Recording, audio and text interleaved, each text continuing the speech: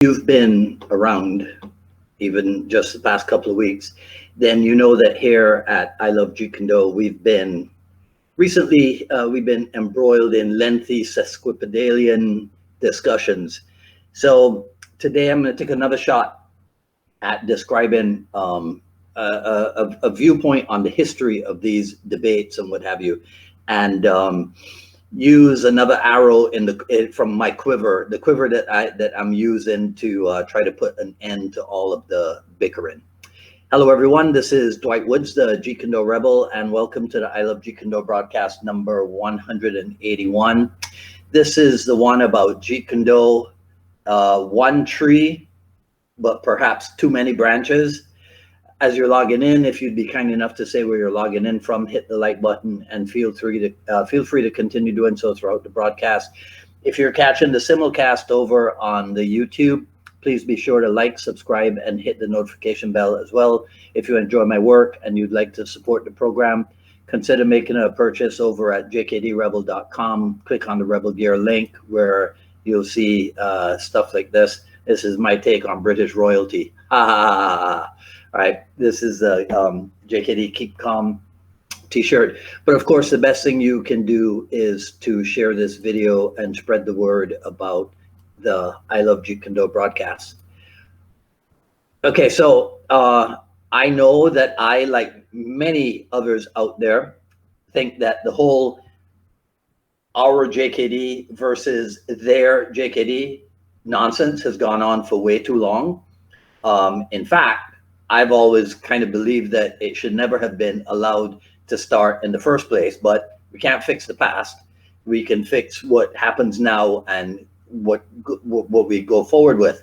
The first time, in my opinion, the first time anyone heard the term original JKD, someone should have asked, well, what the heck is original? You mean original versus what? Original versus substitute? And then the first time that someone heard the term Jeet Kune Do concepts, somebody should have asked, well, which concepts specifically? And then we might have seen that both sides were talking about the same things, and years later, we wouldn't have all these branches. Fortunately, most of the branches have at least a legitimate source. Like in a source in someone who trained with Bruce Lee, or trained with Taki Kimura, or trained with James Lee, or trained with Dan Inosanto, or trained with someone who was certified by someone certified by any of those three, right? Now, of course, if I don't mention Ted Wong's name, somebody will complain. So I will include Ted Wong, but he'll come after just because of what do you call it, chronology, but someone like Ted Wong or someone certified by Ted Wong. Because of the democratic nature of the internet, we have to deal with people who have, some people who actually, they have no idea what they're talking about. And what they do is a ton of projecting. I mean, come on.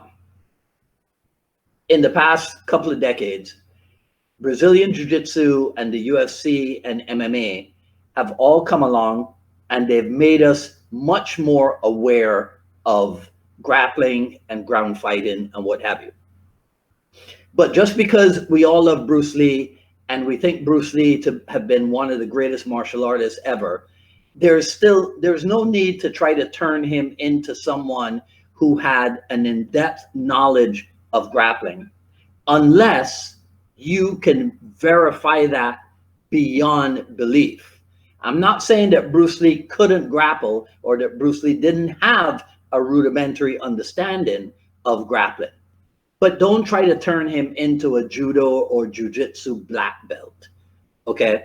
Not necessary, not necessary.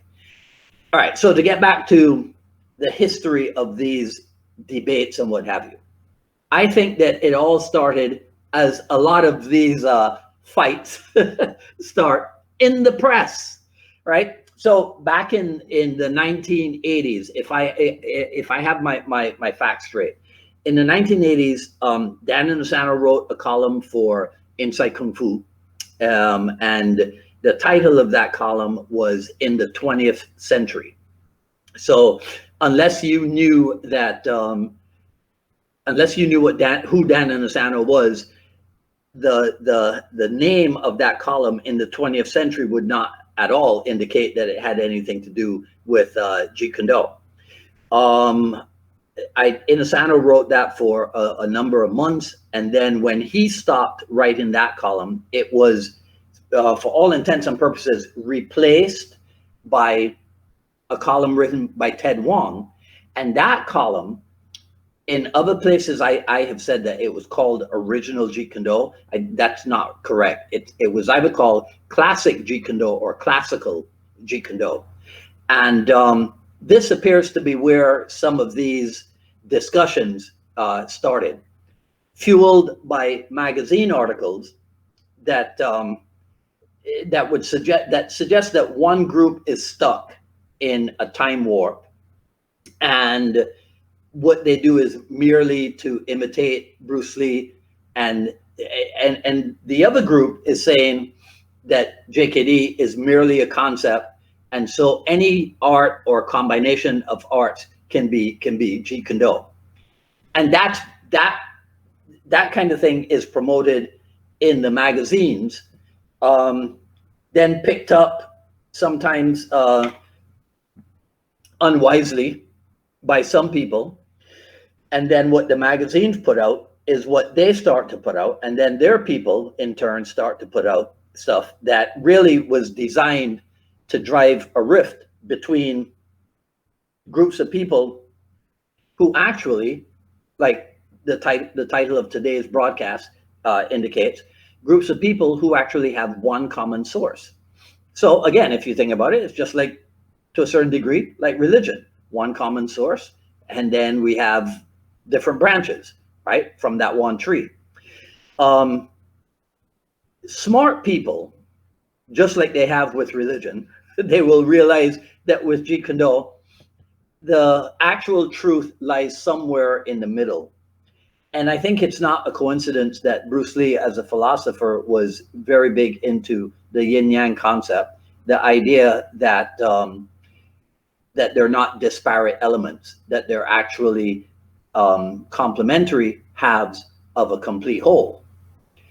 That's what I think should be realized and should always be mentioned about this idea about original Jeet Kune Do versus Jeet Kune Do concepts, two halves of a complete whole.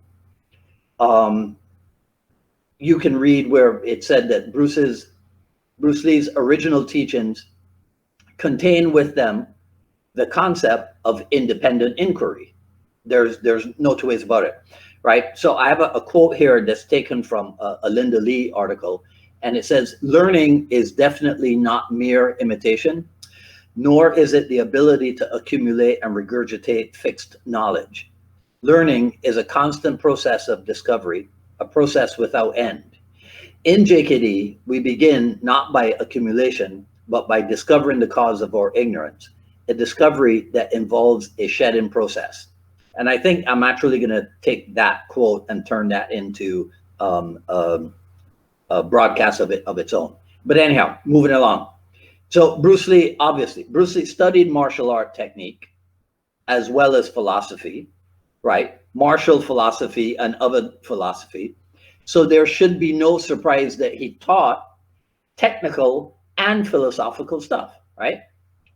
Keep in mind, in Liberate Yourself from Classical Karate, Bruce Lee said, to attempt to define JKD in terms of a distinct style, he says, even by calling it Bruce Lee's martial art, is to completely miss its meanings. Its teaching simply cannot be confined within a system. Since JKD is at once this and not this, it neither opposes nor adheres to any style.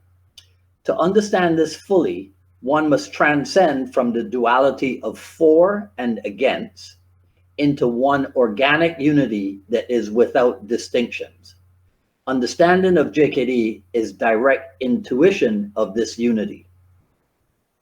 I don't know what else would have to be said in order to put an end to this senseless, we got it right, you got it wrong. No, we got it right, you got it wrong. Over and over and over again. So last week I asked people to put more video out there instead of talking. You would think that with 22,000 members that we would have 22,000 videos. I'm kidding now. Of course that's not going to happen. But it was a good start. There were a number of people who contributed some really good stuff. And I want to say thank you. And I also want to encourage you to just keep doing that. Let's not make it just last week. Let's just make this a thing where before I went live, Kurt Cornwell from MKG Detroit said something about, it seems that people on the I Love Jeet Kune Do page love to argue about Jeet Kune Do more than they love Jeet Kune Do itself, right? Which I thought was pretty interesting, right? But anyhow, I don't want to get into the habit of taking up more than 15 minutes of your time here. Last week was like 38 minutes or something. I'm going to leave you with another quote, and I'm going to ask you in the comments to tell me who said this. To me, Jeet Kune Do is just expression in fighting, is just freedom of expression and a way to look at things objectively. It's not being confined to one method of fighting and looking at combat from all possible angles and all different ranges. I don't know if you need me to read that again. To me, Jeet Kune Do is just expression in fighting, is just freedom of expression and a way to look at things objectively. It's not being confined to one method of fighting and looking at combat from all possible angles and all different ranges. So in the comments, I want you guys to tell me who said that. And that's it, right? So let me know what you think in the comments below. That's all I got to say about this video. If you like what you heard, please comment, rate, and subscribe, and hit the notification bell as well. Follow me on Twitter at Dwight Woods and on Instagram at Dwight D. Woods. Let's see, May 21st, Jeet Kune Do Dialogues with Lee Richardson out of the United Kingdom. And we just confirmed it'll be 6 p.m. Regular Eastern time. Today's a red day. Yes, this is a red t-shirt. Okay, don't tell me any nonsense about the white in it. All right, and I'll see some of you on Friday for the dialogue with Lee, and if not, I'll see you next week for another issue of the I Love Jeet Kune Do broadcast. Until then, this is Dwight Woods, the Jeet Kune Do Rebel, signing off. You guys enjoy the rest of your day. Take care. Be safe. Talk soon.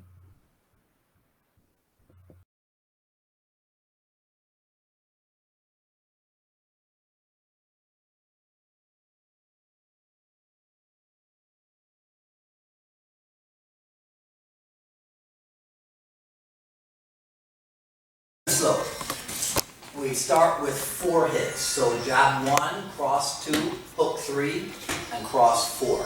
Right? Now stay there. Lock that one out for a second. Right. Now high elbow cover against this, and then hit back 3 times. Hook, cross, and hook.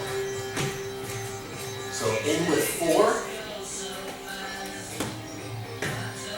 Cover, out with 3.